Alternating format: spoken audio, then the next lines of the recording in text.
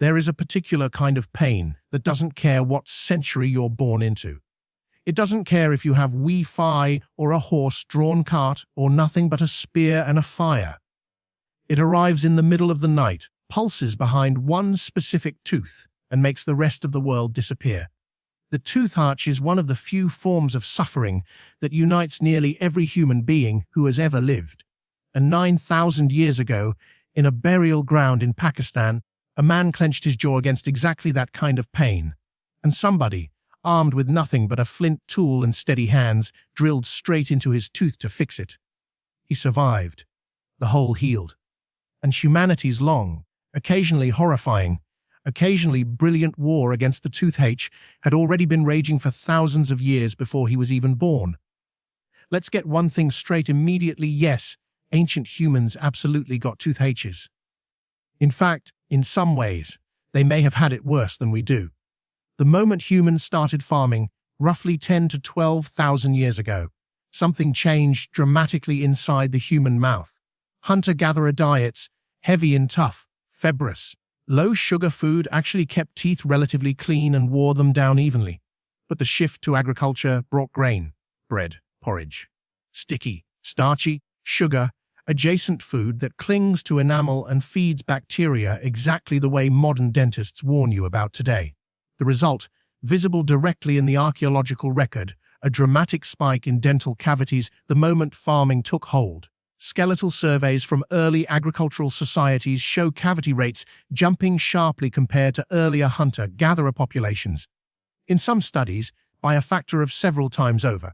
Civilization, it turns out, came with a toothache tax, and ancient humans paid it constantly.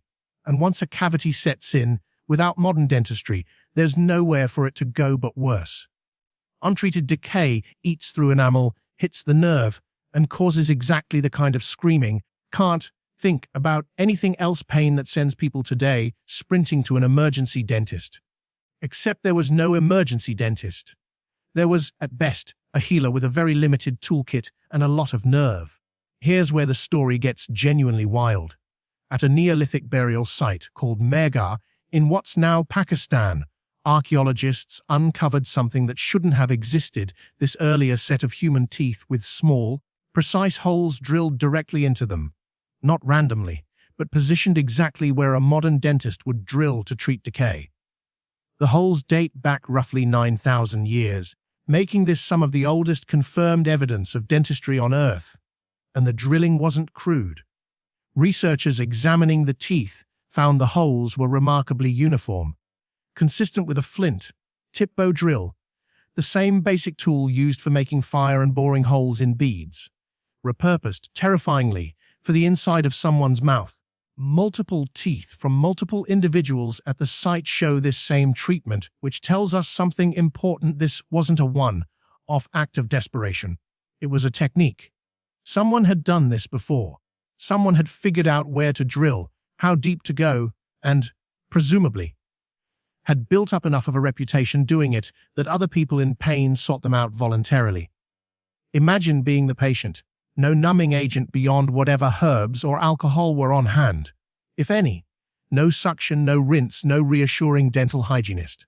Just the low grinding wear of a bow drill, spinning a flint bit against your already screaming tooth, held in place by hands that had presumably done this enough times to know exactly how much pressure not to use. And yet, the evidence shows healing around several of these drilled teeth, meaning patients survived the procedure and lived on afterward. Some may have even come back for a repeat treatment on a different tooth entirely, which either speaks to remarkable pain tolerance or to just how unbearable an untreated cavity truly is. For thousands of years, one explanation for tooth pain dominated across wildly different, disconnected civilizations, and it is, frankly, one of the great persistent myths of ancient medicine, the idea that toothaches were caused by a tiny worm burrowing inside the tooth. The tooth worm shows up in Sumerian texts from nearly 5,000 years ago. It shows up independently in ancient Chinese medical writing. It reappears in Indian Ayurvedic texts, in ancient Egyptian sources, and later resurfaces across medieval Europe. Cultures separated by oceans and thousands of years, all arriving at strikingly similar imagery. a Sumerian incantation, among the oldest medical texts ever discovered, directly addresses a worm believed to be living inside a diseased tooth, blaming it for gnawing at the gums and drinking the blood of the jaw. Why did this idea have such staying power? Partly because it made a strange kind of intuitive sense. Advanced tooth decay really does look like something has bored a hole into the tooth. Because biologically, that's essentially what bacterial decay does, hollowing out enamel from the inside in a way that, to the naked eye and without a microscope, genuinely resembles a tunnel. Without any concept of bacteria, ancient physicians reached for the most plausible explanation available. Something small and alive was inside there, actively causing the damage. Treatments followed the theory.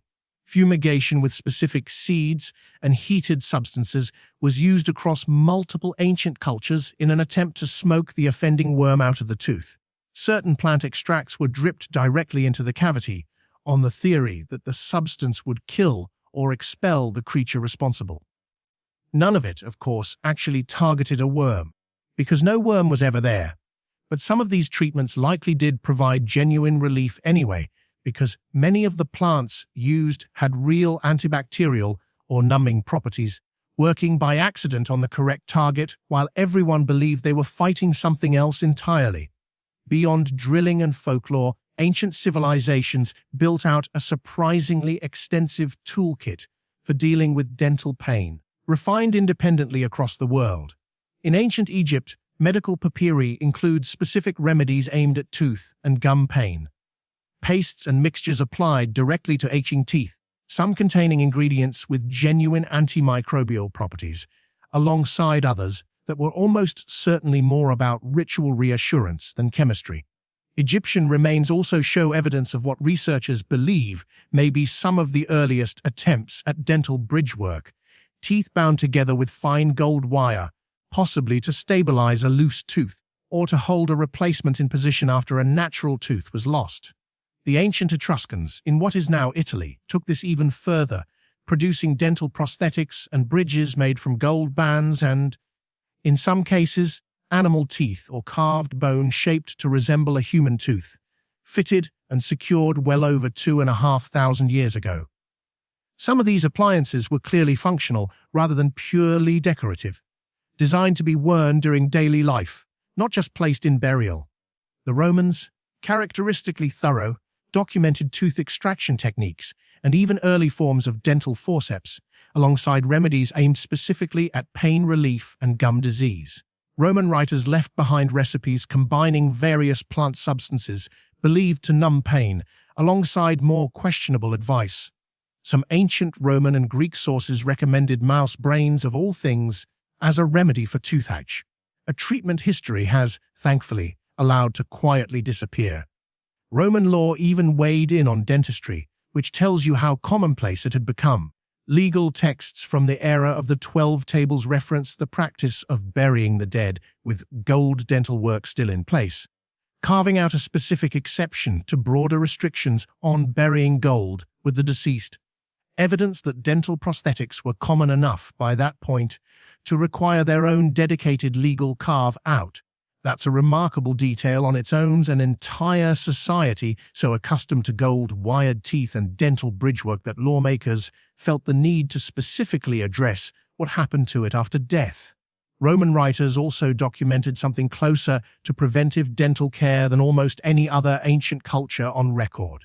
Recipes for tooth powders and early mouth rinses appear across multiple surviving texts, some built from abrasive substances meant to scrub away build-up, others incorporating wine or vinegar, likely valued for at least some mild antiseptic effect, even if nobody understood the underlying chemistry driving the result.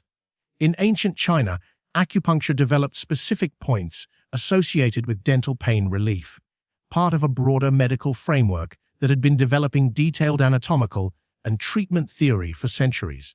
Chinese medical texts also document the use of specific herbal preparations, some involving compounds later found to have genuine analgesic or antibacterial properties. Arsenic-based pastes, notably, appear in later Chinese dental treatments as a way to kill an infected nerve directly, And then there was the simplest, most universal solution of all: extraction. Across nearly every ancient culture studied, skeletal remains show evidence of teeth, pulled, sometimes cleanly, sometimes with visible trauma to the surrounding bones, suggesting a difficult, forceful removal. When nothing else worked, pulling the offending tooth out entirely, brutal but effective, was very often the last, unavoidable resort, performed with whatever tool was sharp enough and a helper strong enough to hold the patient still. Here's the detail that ties this entire story together, and it's hiding in plain sight in nearly every ancient skull archaeologists examine. Dentalware itself became its own kind of diary. Ancient teeth, especially from societies grinding their own grain by hand, show extreme, often uneven wear from the grit and stone particles that inevitably ended up mixed into the flour. That constant abrasion wore teeth down to the nerve far faster than modern diets ever would, triggering exactly the kind of sharp, nerve, deep pain that no amount of tooth worm incantation could actually cure. Combine that with the sugar, heavy shift toward farming, minimal oral hygiene by modern standards, and no real understanding of bacterial infection, and it becomes clear dental pain wasn't an occasional inconvenience in the ancient world. For enormous stretches of human history, it was closer to a near-universal, chronic condition endured quietly by almost everyone past a certain age. And yet, drilled teeth healed. Gold wire held ancient bridges in place for years of daily use. Herbal pastes, however wrongly explained, sometimes worked. Extraction, brutal as it was, ended the pain permanently.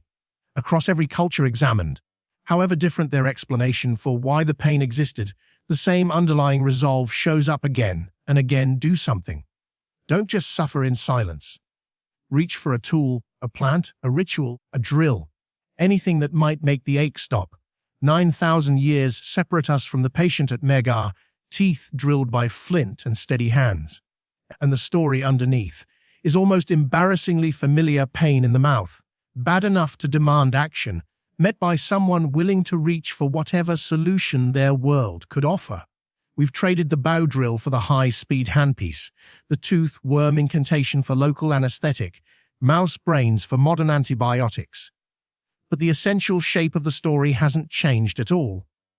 Toothaches have always been unbearable. And human beings, it turns out, have never once been willing to simply sit there and take it.